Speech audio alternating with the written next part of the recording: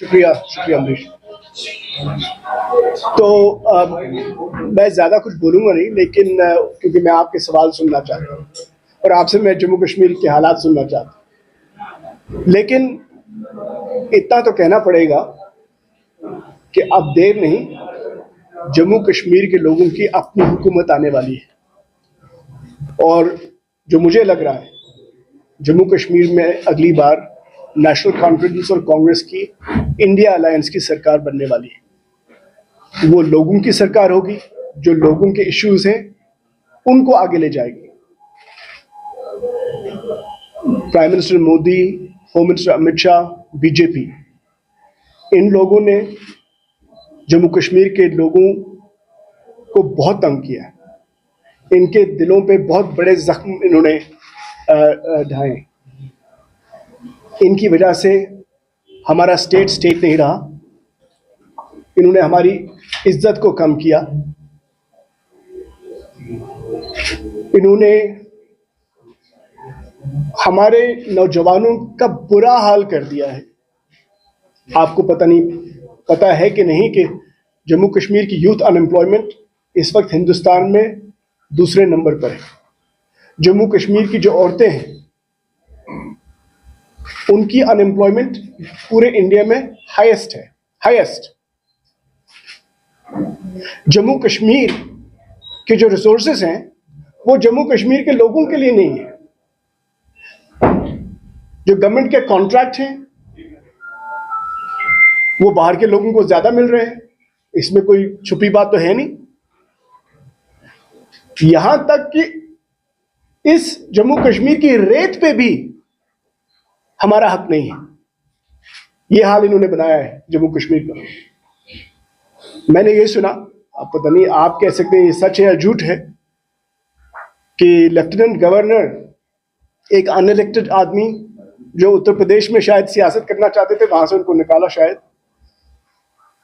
वो कहते हैं कि यहाँ पे भाई सर्विसेज वगैरह जो फ्री सिस्टम था वो हम बंद कर रहे हैं, यहाँ पे आपको फी पे फी देनी पड़ेगी।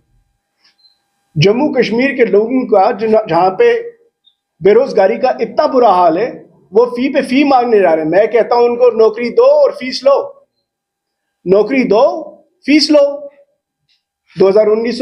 2019 से अब तक इन्होंने 65,000 गवर्नमेंट पोस्ट वेकेंट रखे। 65,000।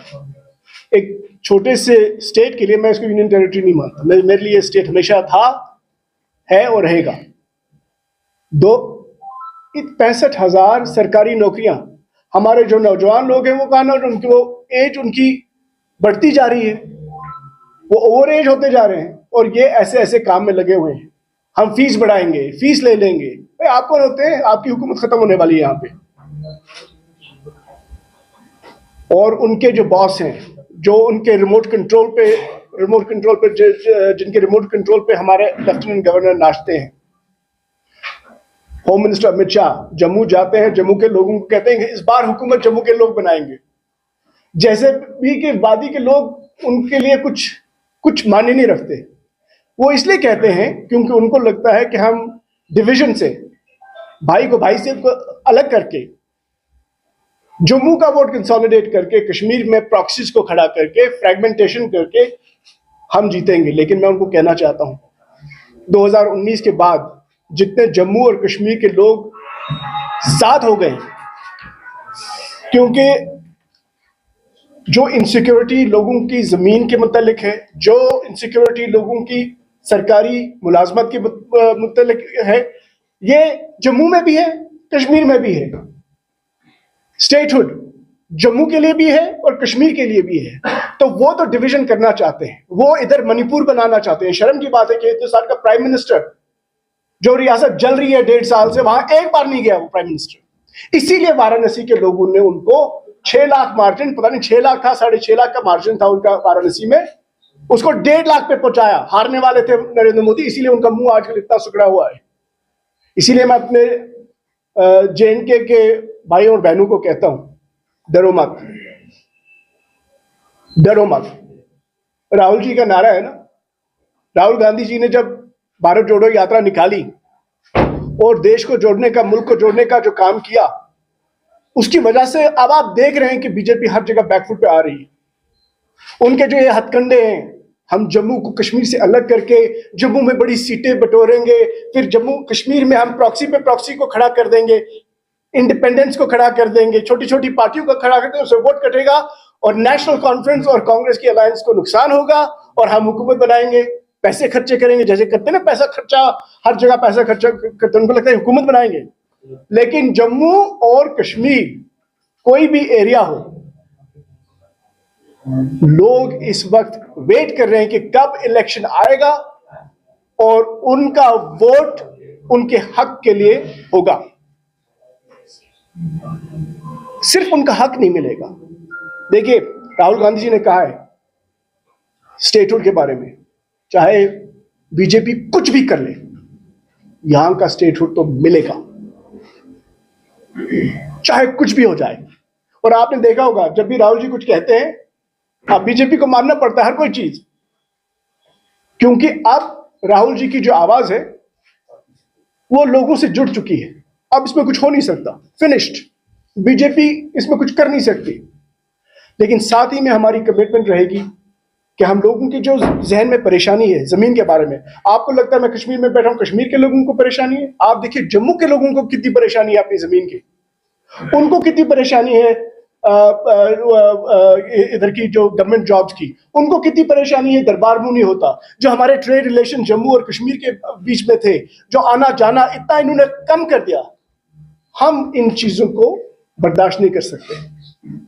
तो खड़गे जी आए, हमारे कांग्रेस प्रेसिडेंट आए, आपसे भी मुखातिब हुए, उन्होंने कुछ अनाउंसमेंट्स की। अभी हमारा मैनिफेस्टो इश्यू होने वाला है, उसमें और ज्यादा अनाउंसमेंट्स होने वाली है। लेकिन कुछ रिमाइंड करा दूं कि खड़गे जी ने कहा स्टेटहुड के अलावा, इन चीजों के अलावा, उन्होंने कहा कि हर इस घर में जहां पे female head of house hold, जिस घर में सीनियर औरत हो, उनको 3,000 रुपए महीने दिए जाएंगे। बीजेपी ने भी अनाउंसमेंट किया बाय द वे, उन्होंने बड़ा चढ़ा के बोला, हमने 3,000 पर महीने कहा, उन्होंने कहा 18,000।